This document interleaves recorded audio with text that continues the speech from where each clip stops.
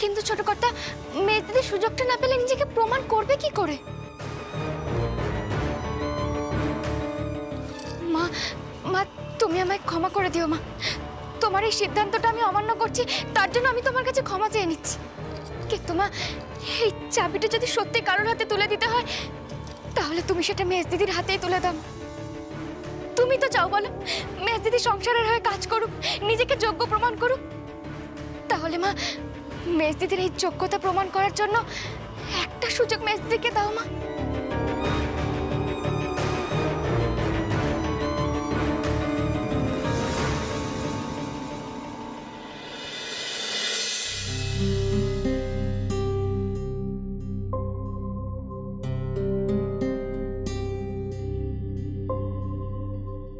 ঠিক আছে, এই মেয়ে যখন বলছে তখন চাবিটা আমি তোমার হাতেই তুলে দিচ্ছি।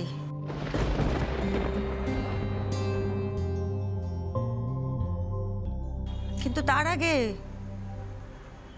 সংসারের হাল ধরতে শিখতে হবে তো। এত বারমুখ হলে সংসার সামলাবে কি করে? সংসারের কত খুঁটিনাটি থাকে, সেগুলো শিখতে হবে, জানতে হবে। সংসারে প্রত্যেকটা মানুষকে আপন ভেবে চলতে হবে, তবেই না পারবে এই চাবির মর্যাদা রাখতে। থ্যাংক ইউ মা, কিন্তু এই দায়িত্ব আমি নেব না।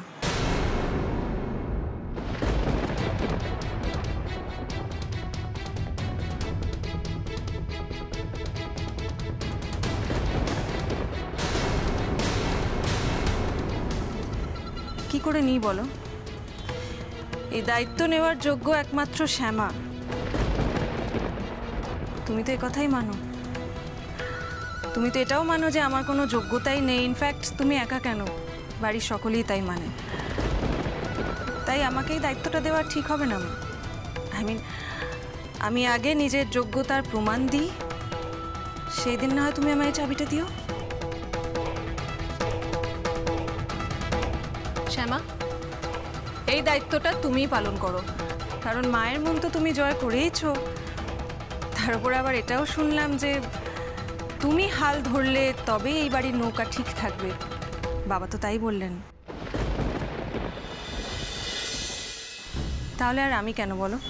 না মেজদিদি, আর আপনি এভাবে অভিমান করে থাকবেন না। দেখুন, বাবা তো প্রথমেই বললেন যে বাবা আপনাকে কতটা ভালোবাসে, আর মা বাবা দুজনে তো প্রথমে আপনাকেই ভরসা করেছিলেন। বলুন, আমার বিশ্বাস আপনি মা বাবার ভরসা আবার ফিরে পাবেন মেজদিদি। আমি আর বড়দিদি সব সময় আপনার পাশে থাকবো, সব সময় আপনাকে সাহায্য করব। দেখবেন আপনি ঠিক মায়ের মতো হয়ে উঠবেন। আমি আর বড়দিদি আপনাকে গড়ে তুলবো। একবার চেষ্টা করে দেখুন না মেজদিদি। মায়ের মনের মতো করে গড়ে তুলবে আমাকে? My foot. কে চেয়েছে মায়ের মনের মতো হওয়ার? ভালো খাবো, ভালো পড়বো, পায়ের ওপর পা তুলে বসে বাকি জীবনটা কাটাবো। সেই জন্যই তুই ইডিয়েট অশোকটাকে ফাঁসিয়েছিলাম। না সুজাতা চৌধুরী, তোমরা আমাকে ভুল জাজমেন্ট দিলে, অন্যায় করলে তোমরা আমার সঙ্গে। তবে আমিও প্রতিজ্ঞা করছি এই সংসারটাকে ছাড়খাড় করে দেব। আগামী 6 মাসের মধ্যে এই সংসারে শকুন ওড়াবো আমি। তখন দেখব কোথায় থাকে এই শ্যামা, এই নিখিল আর বাবার এই ফ্যামিলি বন্ডিং। দেখব। মেজদিদি, মায়ের কথায় আর রাগ করে থাকবেন। একবার দেখিয়ে দিন না সবাইকে যে আপনিও পারেন। একবার নিজে হাতে দায়িত্বটা তুলে নিন না মেজদিদি। দেখুন, আমি তো আপনার থেকে ছোট, আমি আপনাকে এত করে বলছি, আমার কথা অন্তত পক্ষে ফেলবেন না মেজদিদি। নেব শ্যামা, ক্ষমতাটা আমি এখন অন্য কারোর উপর ছেড়ে দিতে চাই না, বিশেষ করে তোমার উপর। আমার উদ্দেশ্য পূরণ করতে হলেই চাবিটা এখন আমায় নিতেই হবে। ঠিক আছে, শ্যামা যখন এত করে বলছে আর তুমিও যখন চাইছো, তাহলে এই চাবি নিতে আমি রাজি।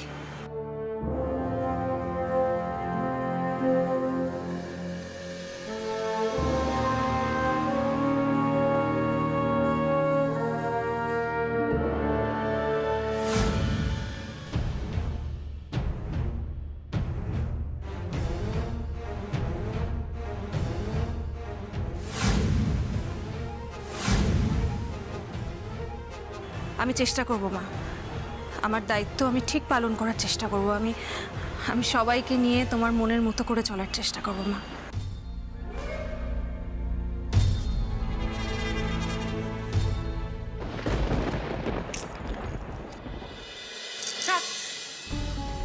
প্রণাম করতে হবে না, তবে একটা কথা আমি বলবো, এই চাবির গোছার সঙ্গে সঙ্গে আমার কথাগুলো আঁচলে গিট বেঁধে রেখে দাও।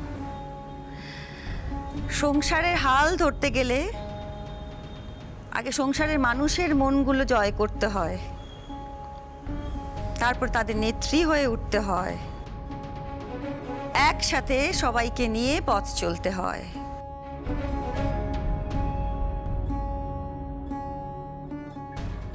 আগে ঘরের জগৎটাকে জয় করো, তারপরে বাইরের জগৎ জয় করবে। কথাটা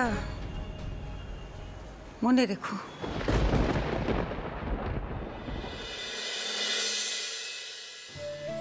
নিখিল, অনেকক্ষণ তো হলো, এবার ঘরে গিয়ে বিশ্রাম নিবি, চল। আর এই যে তুমিও চলো। না না, আমি বলছিলাম কি যে এতদিন বাদে নিখিল আর ছোট বৌমা বাড়িতে ফিরলো, একটু ভালো রান্না বান্নার ব্যবস্থা হলো হতো না? মানে ওই সুজাতার হাতের এঁচোড় চিংড়িটা। বাবা এসব তুমি কি বলছো? বড়দা ভাই কিছু বল। বাবা একদম না, একদম না। আচ্ছা বাবা যখন চাইছে তখন হোক না, কি অসুবিধা আছে? অশোক প্লিজ, একদম না বাবা। আজকেই সবে ফিরলেন হাসপাতাল থেকে, আবার কি অসুস্থ করে দেবে নাকি মানুষটাকে?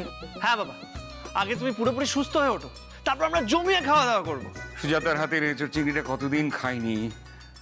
ঠিক আছে, পরেই হবে। এই বৃন্দাবন, চল আমি ঘরে দিয়ে আসবি, চল। চলো কত, চল আমরা ঘরে যাই।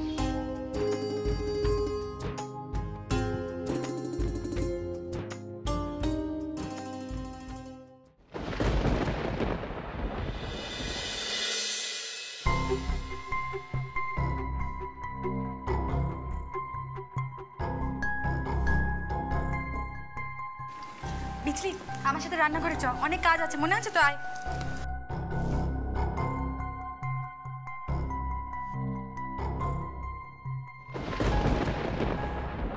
কি দিশা চৌধুরী হাট পৌড়ে শাড়ি পরে বাড়ির বউ হয়ে রান্নাঘরে আমিষ রান্না আর নিরামিষ রান্না এই সামলে যাবে?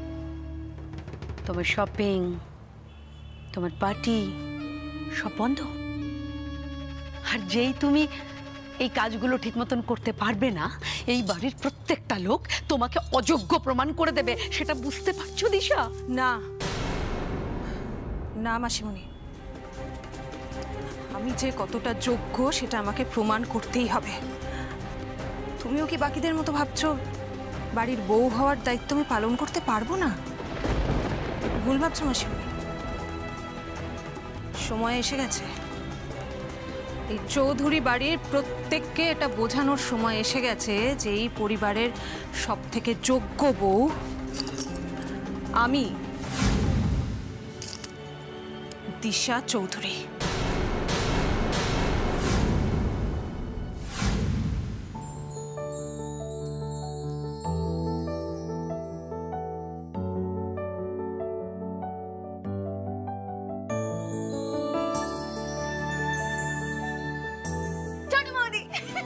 শ্যামা, তোমাকে আর এখন থেকে এই ঘরে থাকতে হবে না। আস্তে আস্তে আস্তে। শোনো শোনো, এতদিন তো ছিলে এই ঘর জুড়ে, আর একা একা থাকতে হবে না।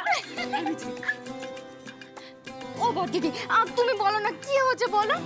এতদিনে তোমার অপেক্ষার অবসান ঘটেছে, বুঝেছো? আরে শোনো আমার কথাটা। এই বিজি, তোমরা কি বলছো, কি করছো, আমি তো কিছুই বুঝতে পারছি না। দেখো, এরকম হলে কিন্তু আমি তোমাদের সাথে কারোর সাথে কথা বলবো না।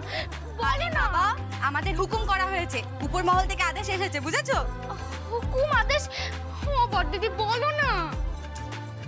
তোমাকে আর এই ঘরে একা একা থাকতে হবে না। এখন থেকে তুমি তোমার ছোট কর্তা মানে নিখিলের সাথে এক ঘরে থাকবে।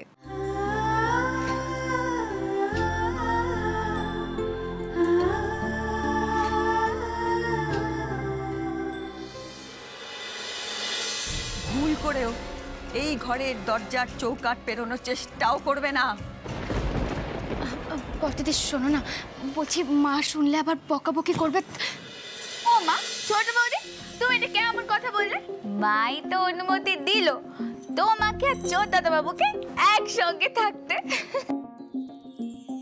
আচ্ছা ছোট বৌদি, আমাকে একখান কথা সত্যি সত্যি বলো তো, তুমি এটা শোনার পর ভয় পাচ্ছ নাকি লজ্জা পাচ্ছ? এই 20 লিটার না সবসময় আর কি। এখন যে এত লজ্জা পাচ্ছ, প্রলয়দের বাড়িতে তো তুমি আর নিখিল এক ঘরে ছিলে, আমি কি কিছু জানি না? দেখো বর্দিদি, আমরা ওদের বাড়িতে এক ঘরে ছিলাম ঠিকই, কিন্তু ছোট কর্তা যদি ঘাটের ওপাশে থাকতেন তাহলে আমি এপাশে থাকতাম, আর আমাদের মধ্যে যথেষ্ট দূরত্ব ছিল। শ্যামা, এই দূরত্বই তো আস্তে আস্তে মেটাতে হবে। তোমরা দুজন আর 5টা স্বামী স্ত্রীর মতো একসাথে সুখে সংসার করবে, এর থেকে ভালো বিষয় আর কি হতে পারে বলো?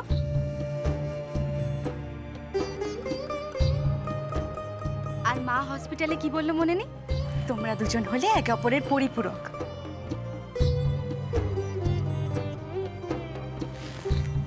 তুমি তুমি আমার ছোট দেওরটার সাথে একসাথে সুখে সংসার করবে।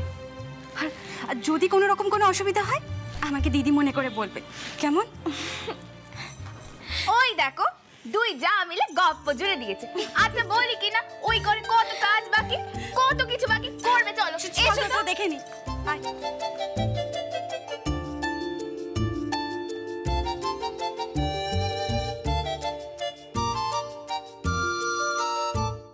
বিজলি সাবধানে নিয়ে আয়, ফেলে দিস না। আসছি গো বাবা, কি আরে বাবা, এত লজ্জা পেতে হবে না বিজলি, রাখ ওটা ওখানে। আসছি তো। ওদের লাগেজ, এসব কিসের লাগেজ? ঠিক এসো বলছি। তুমি এতদিন ধরে যা চাইছিলে সেই অনুমতি পেয়ে গেছো, বুঝেছো? অনুমতি? কিসের অনুমতি? এই যে শ্যামা, ও আর গেস্ট রুমে থাকবে না, ও এখন থেকে তোমার ঘরে থাকবে, মা বলেছে।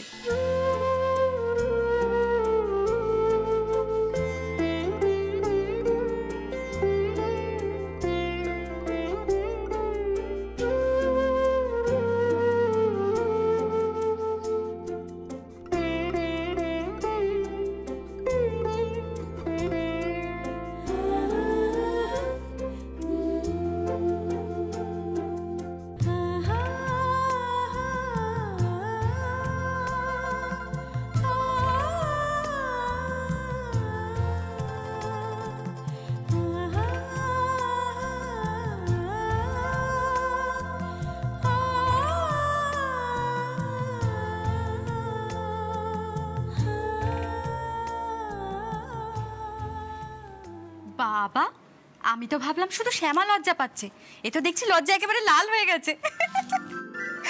জানিস বিজলি, হ্যাঁ, ওরা লজ্জা কেন পাচ্ছে? কেন পাচ্ছে গো বড় বৌদি?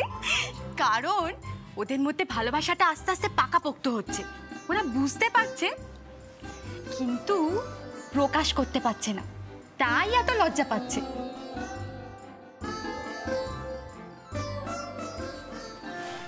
আর জানো তো, এই সময়টা না খুব ভালো। বড় বৌদি, তুমিও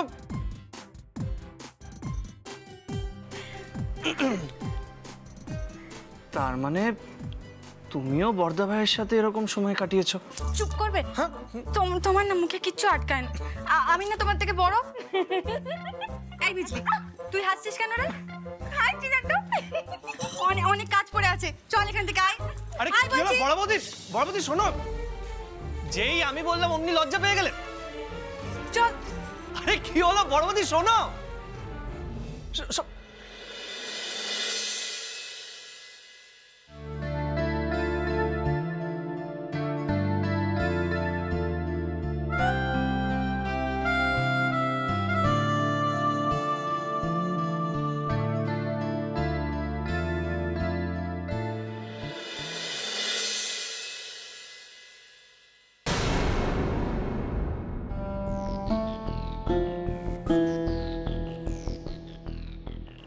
ছোট কর্তা, দিনের বেলায় আপনি এভাবে দরজা কেন বন্ধ করছেন?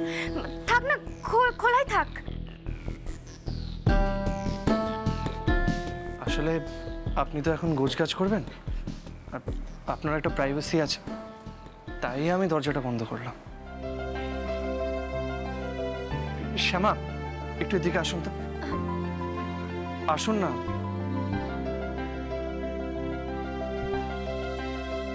আমার ঘরে তো এই একটাই আলমারি। আমি একটা কাজ করছি, এইদিকে জামা কাপড়গুলো এখানে শিফট করে দিচ্ছি, আপনি এর ভিতরে নিজের জামা কাপড় রাখুন। না না ছোট কর্তা, আমি বরং আমার শাড়িগুলো ট্রাঙ্কেই রেখে দেবো, কোনো অসুবিধা হবে না আমার। এ বাবা, আপনি ট্রাঙ্কে রাখবেন কেন? এই আলমারিটা তো এখন আমাদের।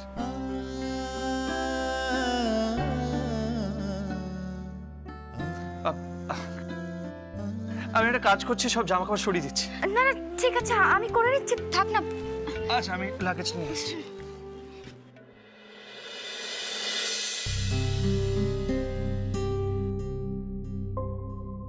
কি হলো, কিছু বলবেন ছোট কর্তা? আজ আপনার প্রতি আমার রেসপেক্ট আরো বেড়ে গেল শ্যামা। আপনি এতটা ক্ষমাশীল, এত সহজে আপনি মেজ বৌদিকে ক্ষমা করতে পারবেন আমি ভাবিনি। যেভাবে আপনি মেজ বৌদির হাতে সংসারের চাবি তুলে দিলেন, সংসার চালানোর একটা সুযোগ দিলেন, এই সব কিছু দেখে আমি অবাক শ্যামা।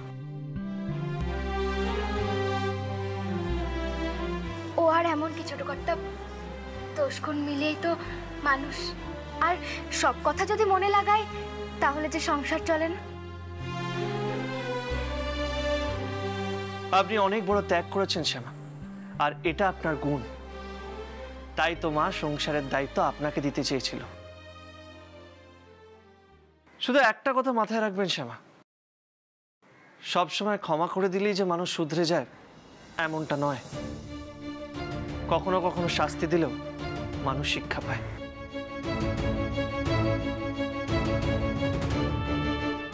ও শ্যামা, আমি বলতে ভুলে গেছি, এই আপনার ফোনটা আমার কাছে ছিল, আমি এখানে রেখে দিচ্ছি, ঠিক আছে? আপনি গুছিয়ে নিন, আমি আসি।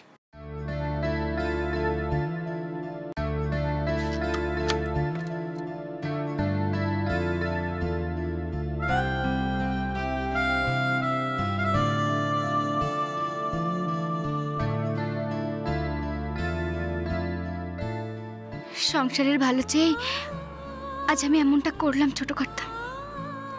তবে জানি না যে মেজদিদি সত্যি সূত্রে যাবেন কিনা।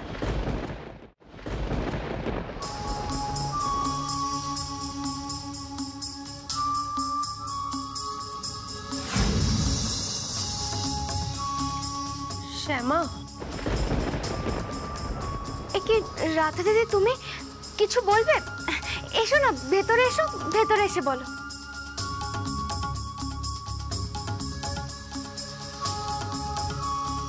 শ্যামা, আমাকে তুই ক্ষমা করে দিস শ্যামা। আমি তোর সঙ্গে অনেক অন্যায় করে ফেলেছি। যেদিন তোর শো প্রথম টিভিতে দেখলাম আমি, সেদিন আমি রিয়েলাইজ করলাম যে আমি অন্য একজনের প্রতিভাকে জোর করে নিজের করে নিতে চাইছিলাম। ছি ছি ছি ছি। আমি খুব বড় ভুল করেছি তোর সঙ্গে শ্যামা, খুব অন্যায় করেছি। আমায় প্লিজ ক্ষমা করে দিস, প্লিজ। রাধা দিদি, তুমি কেন কাঁদছো রাধা দিদি? আর কেন না ক্ষমা চাইছো? তুমি কিচ্ছু করোনি, বিশ্বাস করো। আমি সত্যি ভুল করেছি, বিশ্বাস কর। আমি এখন বুঝতে পেরেছি আমি রাধারানী, আমার যতটুকু গুণ আছে আমি ততটুকু নিয়েই সারা জীবন বাঁচতে চাই। আমি অন্যের প্রতিভা নিয়ে বাঁচতে চাই না শ্যামা। আমি চাই তুই অনেক বড় হ, তোর অনেক নাম যশ খ্যাতি সব হোক, তুই অনেক শো কর। আচ্ছা শ্যামা, তোর মনে আছে তুই যখন আমার সঙ্গে শো করতে যেতিস তখন তুই আমার সব কাজ করে দিতিস, সব কাজ। আচ্ছা, তুই যখন অনেক বড় হয়ে যাবি, তোর যখন অনেক নাম যশ খ্যাতি হবে, তুই আমাকে তোর সঙ্গে শোতে নিয়ে যাবি? বল না, আমি তোর হয়ে সব কাজ করে দেব। আমি একটুও লজ্জা পাবো না, বিশ্বাস কর। না গো রাধা দিদি, তুমি আমাকে ভুল বুঝছো, বিশ্বাস করো। আগে আমি তোমাকে যেমন সম্মান করতাম এখনো ঠিক তেমনটাই করি। আর দেখো, আমি তো এই সবে সবে সবার সামনে গাইতে শুরু করেছি। এখনো যে অনেক বড় গায়িকা হয়ে উঠেছি তা তো নয়। আগে আমি নিজের সংসার গান দুটোকেই সামলে নিই, তারপর না হয় দেখা যাবে।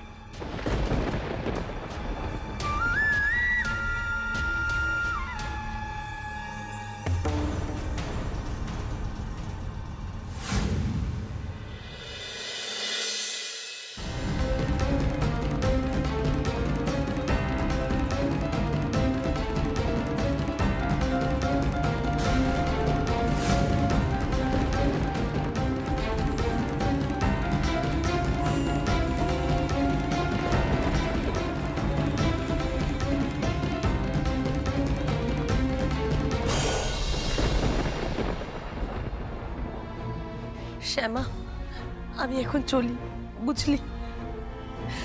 শ্যামা, তোর রাধা দিদিকে কিন্তু ক্ষমা করে দিস রে, ক্ষমা করে দিস। আমি খুব অন্যায় করে ফেলেছি তোর সাথে, খুব।